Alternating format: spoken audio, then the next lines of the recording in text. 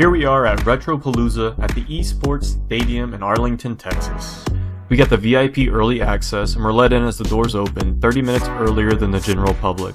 Booths were still getting set up, YouTubers were out hunting. Hey man. Doing good, how are you doing? I am fantastic. And I was searching for what always interests me, Super Nintendo games. If I had to pick a library to hunt until completion, it would be the Super Nintendo, and I'm about halfway there. The rare titles I can knock off the list at this convention would surely help me reach my goal. The event boasted cosplay, live tournaments,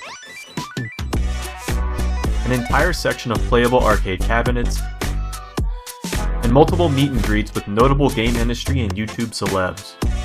One of my first purchases was a couple of games I've been looking for, Pieces and TMNT Tournament Fighters. I want Pieces because of the 2-player mode, so I have another puzzle game to play with my wife. I coupled it with Tournament Fighters since I didn't have that yet. I talked them down from $10 off their combined sticker price. It was a good score. Alright, you said 40 on the Pieces, 30 on that guy. You guys do 50? 60 for you. 60 is perfect. This one booth had a project that a guy had been working on for 8 years. It was an SNES version of Smash Brothers, and he did a great job with it. I enjoyed playing, especially with this little girl who was stealing all the attention. Here was her reaction when she won.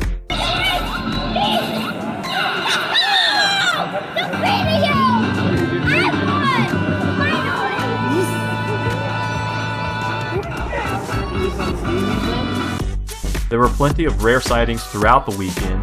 I found a Vectrix with several games. That guy later ended up selling it at this convention. Heritage Auctions was at the event. To be honest, it seems like they suck the fun out of things. It's impressive to see a personal collection of rares, or some of these vendors bring in their own heavies, but when a professional billion-dollar auction house is there with graded and slabbed games, it makes game collecting feel less special. It's like a pay-to-win video game, and they have perfect items for sale. It cheapens the thrill of hunting for video games for all of us.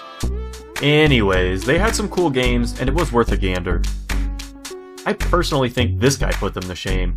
He has authentic military-issue light guns designed for a combat training cartridge on the Super Nintendo. I think he said they were like $8,000, and he was happy to model them for me. Absolutely rare AF, and a huge flex on gun collectors and game collectors combined. You can check these out over at the SNEScentral.com website. I also had to shoot this graded and sealed 9.8 Conker's Bad Fur Day at his booth. Probably the highest graded in existence.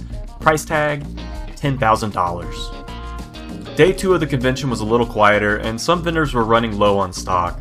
They kept this place cold. Even Pro Jared brought a blanket to keep warm in this frigid Texas AC. I really like this guy's booth. He's big into handhelds, and definitely was showing off the glow-in-the-dark analog pocket. 2 weeks ago, that's when they got the pre-orders went live, and they sold out within 2 to 3 minutes. I also ran into Pac-Man Case and Retro Rick. Pac-Man Case has a YouTube channel, and I recommend you go give him a sub and watch some of his videos. Retro Rick, on the other hand, should be plugging my channel, he's so famous, but if you haven't, go check him out as well. They did some interview-style questions, we fist bumped, and I wish them the best of luck.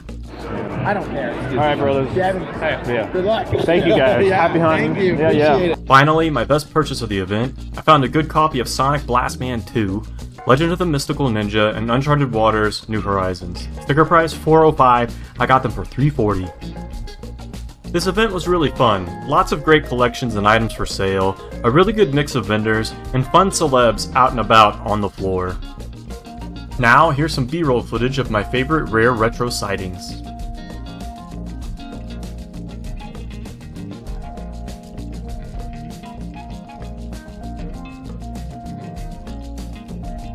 Goof Troop!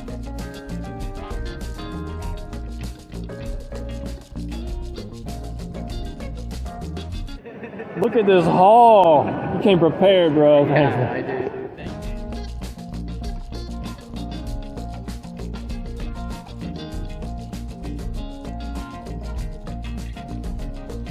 Found some great items to add to my collections.